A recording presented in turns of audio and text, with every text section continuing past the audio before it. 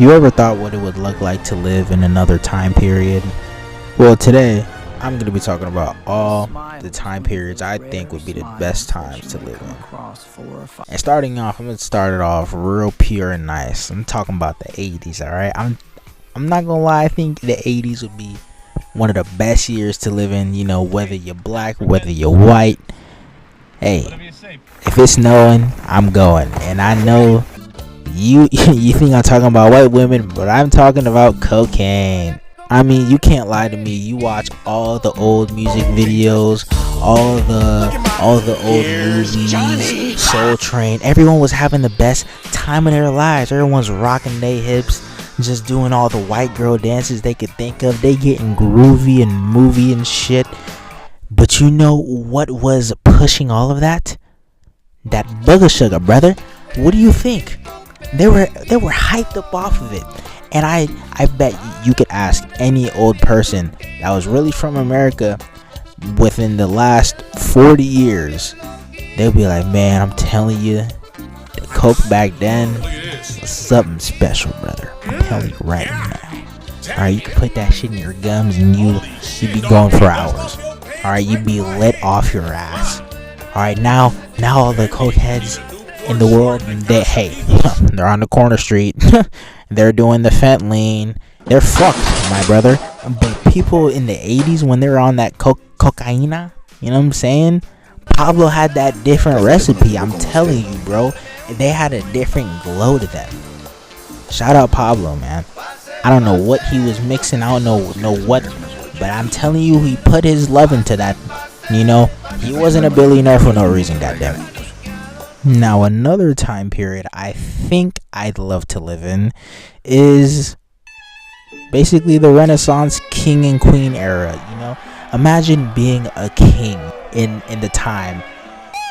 It would be lit. You could literally do whatever the fuck. There, you are literally the next thing to a god. I'm telling you, any king could just walk in and be like, "May King Dickus the Third get some sloppy toppy, my love." And I'm telling you, any bitch was going. But that's not what it's about. Sorry, I got a little carried away. You still have the best food literally out of everyone. You could literally be the only person in your palace that gets to eat good food, and everyone else is literally skin and bones about to fucking die. And you're just like you're built like me in 2024. Majority of kings back then were built like, you know, average guys now. And you know what? I don't blame them, because the only things that they had to worry about taking them out was a king or an army or another country in the land over yonder, or fucking tuberculosis. You know what? If that's all I had to worry about in life, I'll take that over paying taxes. And no matter how bad you look, everybody's still gonna fucking glaze you. You know, half of the kings that they have in paintings, they make them look amazing. Oh, look at this portrait of King Henry the 75th. But you know what? That nigga in real life looked like a fucking idiot. He looked like you know what I'm saying? He looked like you know what I'm saying? He looked like one of those.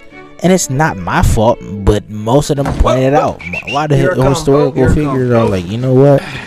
That nigga was chopped. Hey man, I'm not gonna lie, they made him look really good in this painting, but when I look at his skeleton, his nose was upside down, and his liver was you know, and where his heart was supposed to be.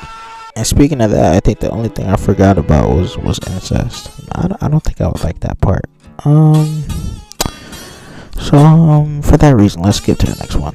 Now, one timeline I'd hate to be in: early 1900s to the 40s, aka World War I and World War II, because one, I'd be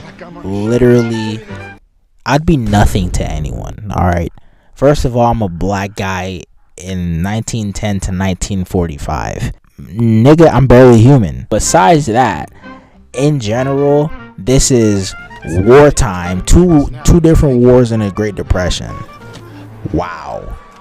there's so many reasons why I should jump off a bridge. Like, genuinely, what was there to do during that time in the world, you know, besides go kill other people in other countries, drink beer, beat your wife, you know, the same old American tradition.